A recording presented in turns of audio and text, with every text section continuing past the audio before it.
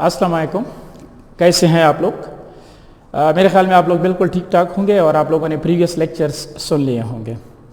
आज का जो लेक्चर है वो टोटली मैं MCQs पे कर रहा हूँ, जो चैप्टर केमिकल इक्विलिब्रियम के साथ रिलेटेड MCQs बन सकते हैं और जो मुख्तलिफ बुक्स में हैं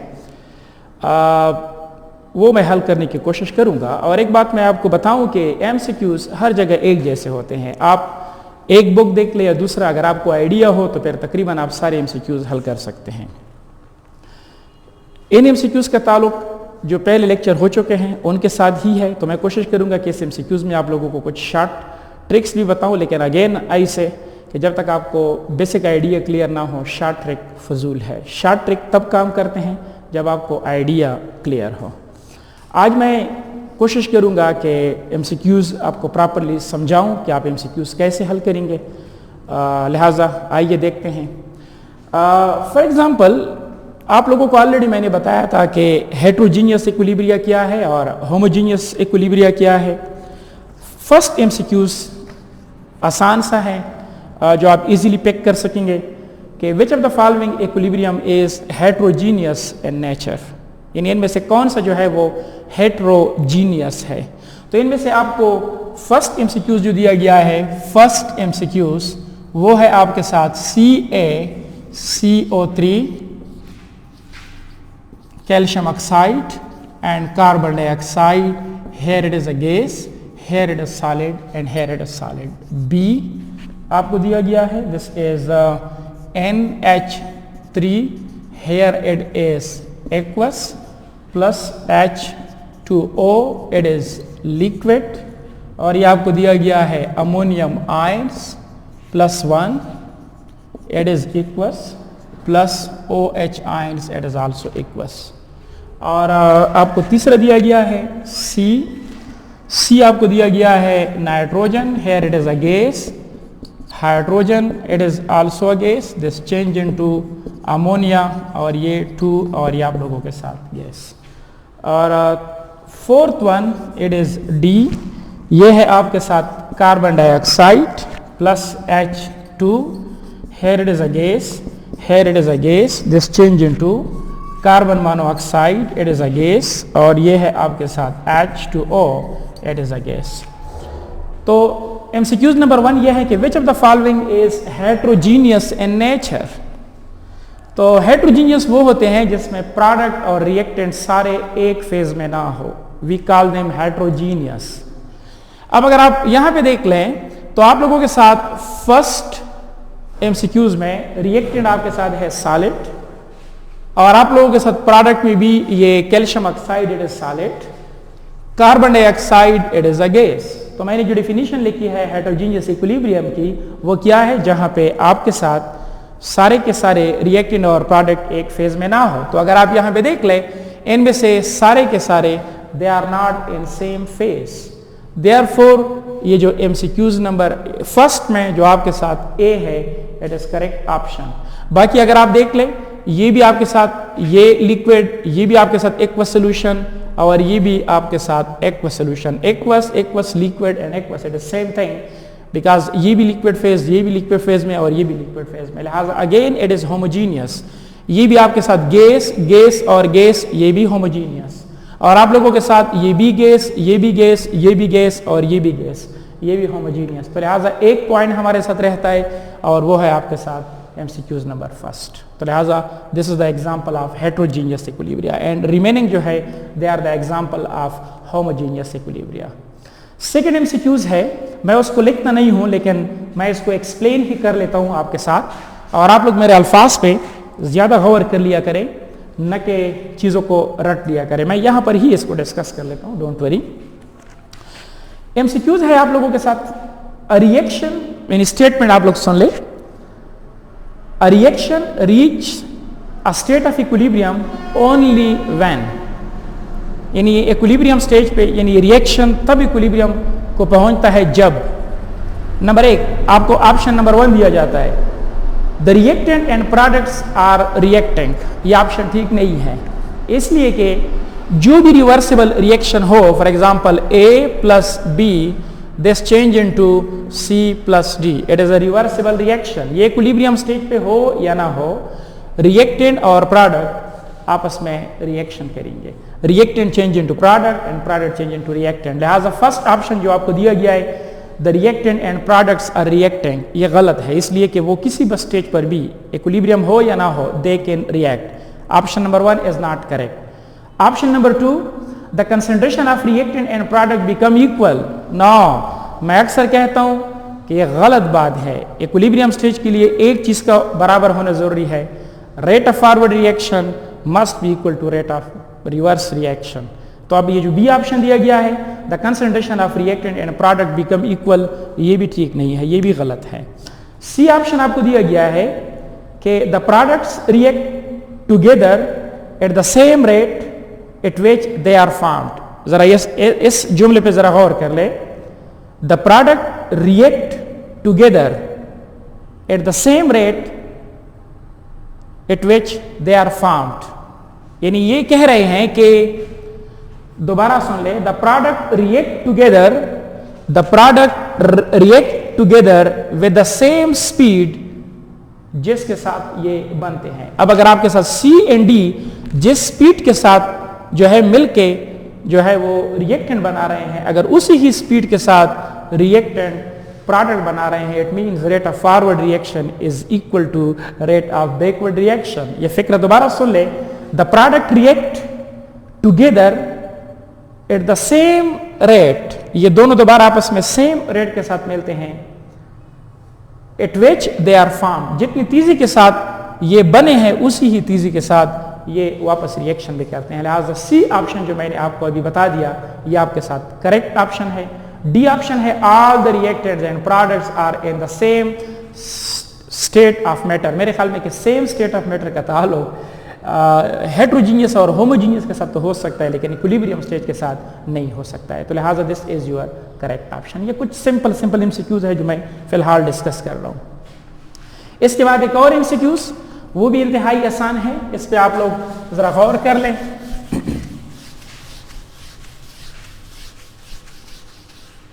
एमसीक्यूज नंबर नेक्स्ट, ये कहते हैं कि अगर आपके साथ K1 this is your rate of forward constant, यानी अगर ये आपके साथ वेलोसिटी कांस्टेंट है या आप लोगों के साथ ये velocity constant for velocity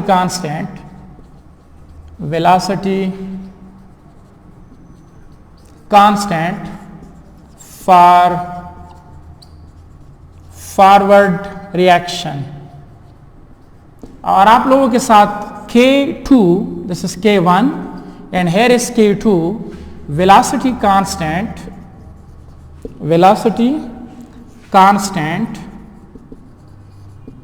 for reverse reaction.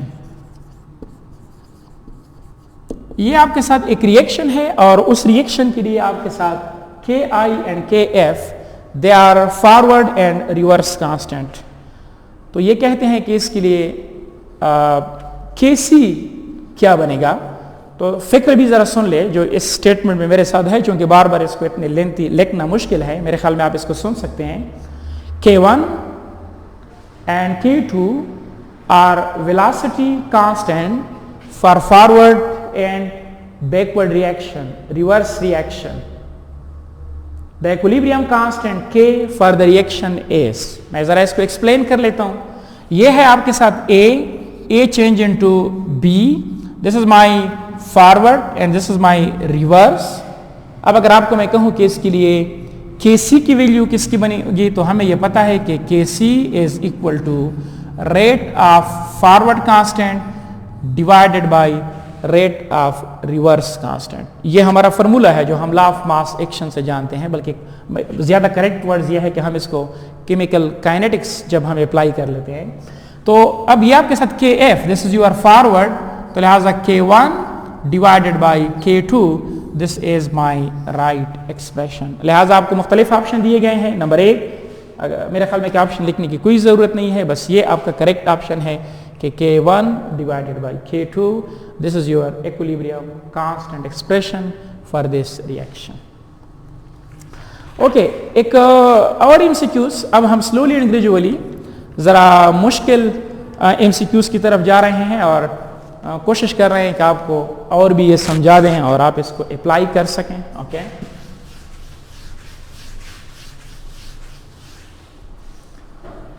Next question है आप लोगों के साथ, ये आसान सा है कि आपके साथ ये दो रिएक्शन है, यू हैव टू रिएक्शन, इनमें से एक रिएक्शन आपके साथ है NO और ये है आपके साथ gas and it is half oxygen, it is also a gas, this change into NO2, it is a gas और मैं इसको नाम देता हूं K1, this is my K1। और मेरे साथ एक और रिएक्शन है और वो है आप लोगों के साथ 2NO2 and this change into 2NO plus O2 and here it is K2। Clear? ये भी एक इक्विलिब्रियम कांस्टेंट है और ये भी एक इक्विलिब्रियम कांस्टेंट है। अब आपको ये दिया गया है K1 और ये है आपके साथ K2। सवाल मैं पूछ रहा हूं, बल्कि एमसीक्यूज में पूछ रहा हूं, the equilibrium constant K1 and K2 are related as, यानी the equilibrium constant K1 and K2 आपस में आप कैसे को रिलेट कर सकते हैं। तो अगर आप लोगों को मैं ऑप्शन लिख के दे दूं तो ऑप्शन ऑलरेडी आपको दिए गए हैं, मैं लिख लेता हूं, दोबारा फिक्र सुन लें। The equilibrium constant K1 and K2 are related as, तो ऑप्शन नंबर 1 में आपको दिया गया है, ऑप्शन नंबर 1 आपको दिया गया है कि K2 it is equal to 1 divided by K1। आपको बी ऑप्शन दिया गया है, ये लिखा गया है कि K2 is equal to K1 divided by 2 और 3 ऑप्शन आपको दिया गया है कि K2 is equal to 1 divided by K1 it is square और ये 4th आपको दिया गया है कि K2 is equal to K1 और ये आपके साथ स्क्वायर। अब आप डायरेक्टली आप यानी आंसर ना किया करें, इससे बेहतर तो ये होगा कि आप लोग जो मैंने पहले लेक्चर दिए हैं उसमें से एक लेक्चर है जो बहुत इंपॉर्टेंट है, आई थिंक ये तीसरा लेक्चर है या दूसरा लेक्चर है, लेकिन इसमें से एक है स्पेशली फॉर इस किस्म के प्रॉब्लम्स के लिए। तो लुक एट, इसमें आप देख लें ये रिएक्शन और ये रिएक्शन, अगर आप देख लें ये आपस में रिएक्टेंट और प्रोडक्ट के लिहाज से ये रेसिप्रोकल है, मींस कि जो चीज़ यहाँ पे रिएक्टेंट है वो यहाँ पे प्रोडक्ट है और जो यहाँ पे प्रोडक्ट है वो यहाँ पे रिएक्टेंट है। तो इट मींस कि जो K2 होगा ये इसकी रेसिप्रोकल के बराबर होगा, ये मैंने आपको पहले ही लेक्चर में बता दिया था। तो लिहाजा एक बात तो क्लियर हो गई कि जो K2 होगी वो इस K2 बराबर होगी रेसिप्रोकल ऑफ K1। तो लिहाजा एक बात तो क्लियर हो गई कि मैं लिख लूंगा 1 डिवाइडेड बाई K1 बिकॉज ये और ये अगर आप देख ले दिस इज प्रोडक्ट, लेकिन ये है यहाँ पे रिएक्टेंट। इक्वेशन नंबर 2 में ये है रिएक्टेंट और जो इक्वेशन नंबर 1 में है रिएक्टेंट वो है प्रोडक्ट। इट मींस के K2 and K1 they are reciprocal to each other, ये बात भी कंफर्म हो गई।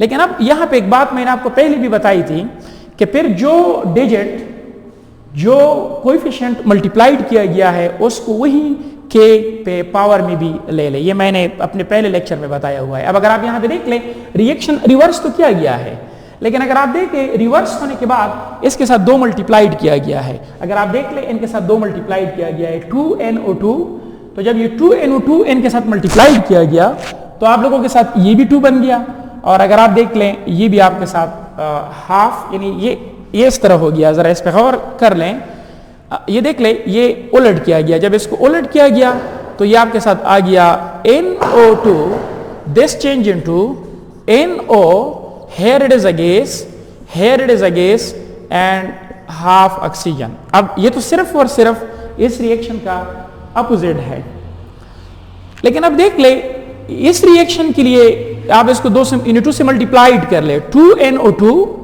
तो ये बनेगा आपके साथ 2NO, it is a gas, 1/2 multiplied by 2 ये बनेगा O2।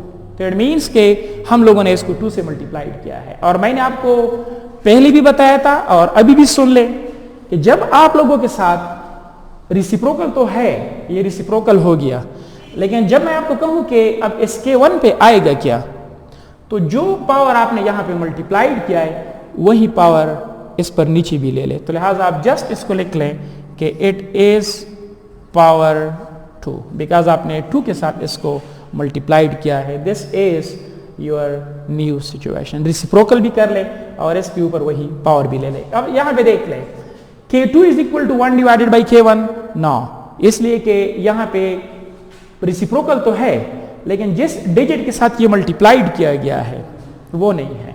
यहां पे आप देखिए option number 2, K2 is equal to K1 divided by T2। अब इस किस्म का कोई रिलेशनशिप हमारे पास नहीं है। सेकंड में आप देख लें K2 is equal to 1 divided by K1 square. अगर आप देखें this is your correct option, K2 is equal to K1 square, ये भी नहीं है। लिहाजा this option is wrong, this option is wrong, this option is wrong and this is your correct option. तो अगर आपको आइडिया क्लियर है तो एमसीक्यूज आपको खुद कहेगा कि click me, I am here. तो लिहाजा कोशिश किया करें कि एमसीक्यूज को अपने माइंड में जल्दी जल्दी हल किया करें ताकि आप आंसर की तरफ जल्दी पहुंच सके। अब मैं एक और क्वेश्चंस को हल करने जा रहा हूं।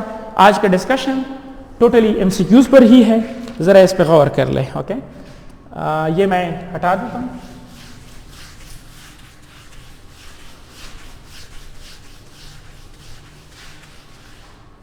ओके, इसके बाद नेक्स्ट रिएक्शन है मेरे साथ और ये काफी आसान सा एमसीक्यूज है, सिंपल सा क्वेश्चन। ये है कि आपके साथ ये है कार्बन और ये है सॉलिड और ये है आप लोगों के साथ carbon dioxide, it is a gas, this change into, ये है आपके साथ 2 कार्बन मोनोऑक्साइड और ये है आप लोगों के साथ ये।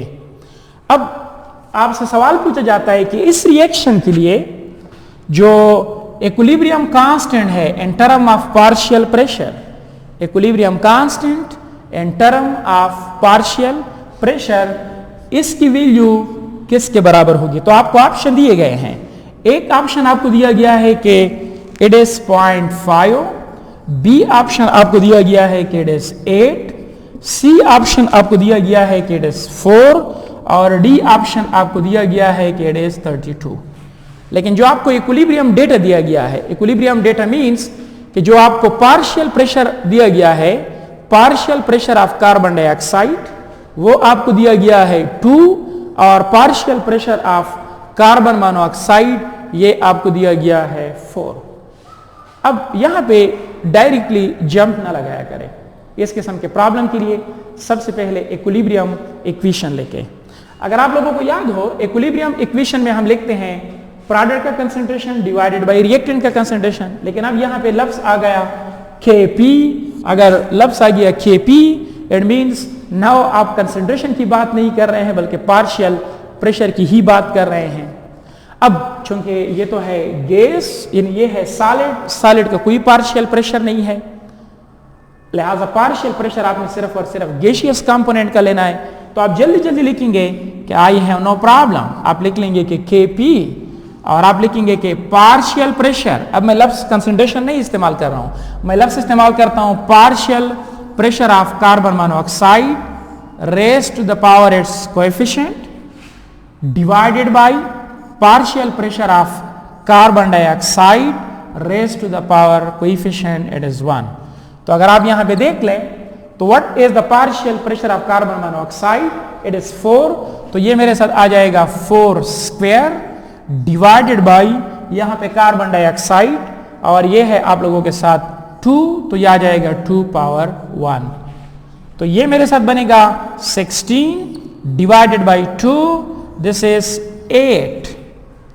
यहां पे आपके साथ ये बनेगा 8। लिहाजा अगर आप यहां पे देख लें तो Kp में B option is your correct option. बाकी अब बिल्कुल सुट नहीं आप छोड़ दें कि आप ये कहें बस this is your correct option. लेकिन एक चीज का ख्याल रखें कि कभी कभी आपसे ये पूछा जा सकता है कि इसके लिए यूनिट क्या बनेगी। नाउ इट इज Kp और प्रेशर की यूनिट है एटमॉस्फेयर, बार वगैरह।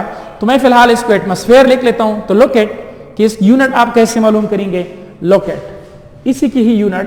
तो आप इसके लिए लिख लें कि Kp इज इक्वल टू, यहां पे लिख ले एटमॉस्फेयर और इसके ऊपर लिख ले डेल्टा एन। क्या लिख ले? Delta N.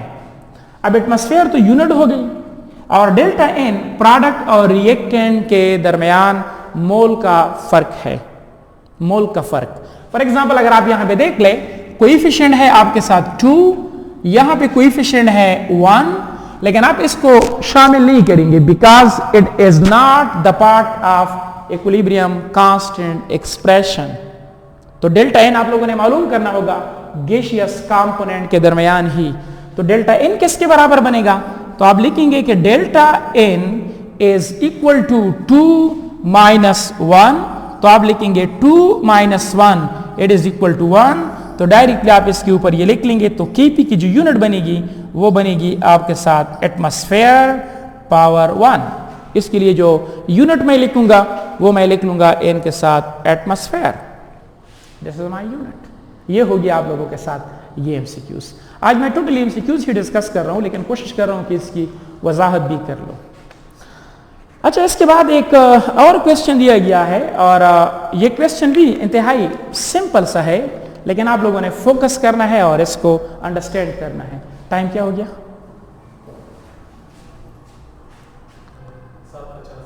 और कितना? 21 मिनट। मजीद कंटिन्यू कर लेता हूँ एमसीक्यूज, एक ये हल कर लेता हूँ, फिर क्लास खत्म कर लेते हैं। ओके,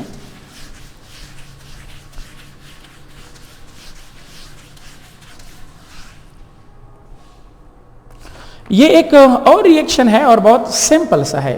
मेरा मशवरा यह है कि एक एमसीक्यूज को सीख लो, बस उसको बाकी के लिए अप्लाई कर लो। Science is everywhere same.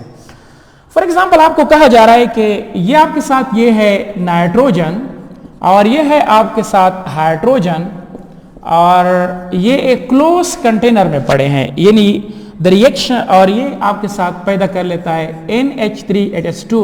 It is मैं कहता हूं कि राइट रिएक्शन क्वोशिएंट। इसके लिए जो रिएक्शन क्वोशिएंट दिया गया है, तो रिएक्शन क्वोशिएंट भी किसी की तरह ही है, ये मैंने पहले बताया है। It is power 2 divided by nitrogen power 1, hydrogen power 3। अब आपको एमसीक्यूज क्या दिए गए हैं, इन पे जरा गौर कर लें। क्वेश्चन ये है कि the reaction quotient for this reaction, इस रिएक्शन के लिए क्वोशिएंट ये है।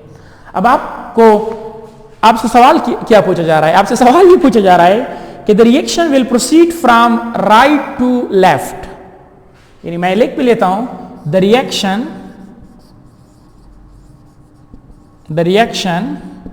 will proceed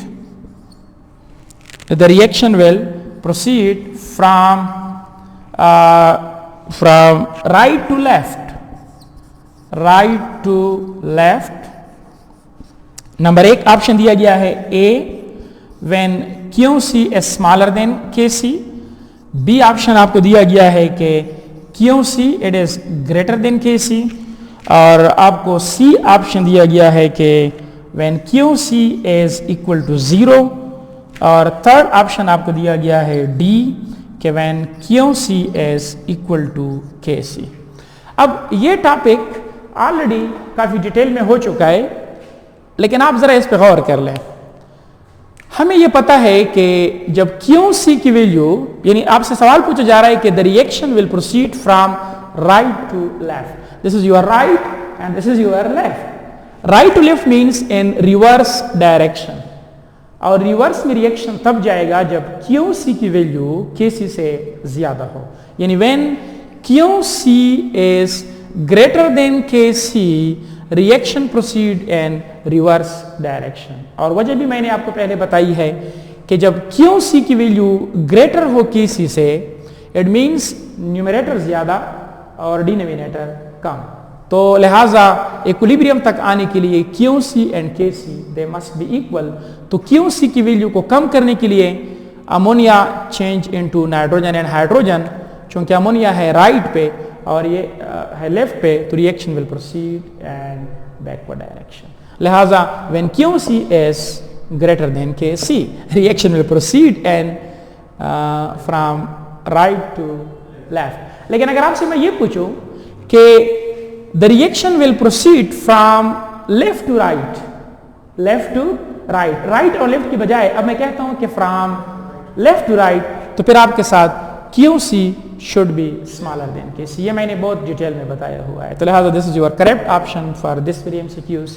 thank you very much. Remaining MCQs बाकी लेक्चर में कर लेते हैं। Thank you.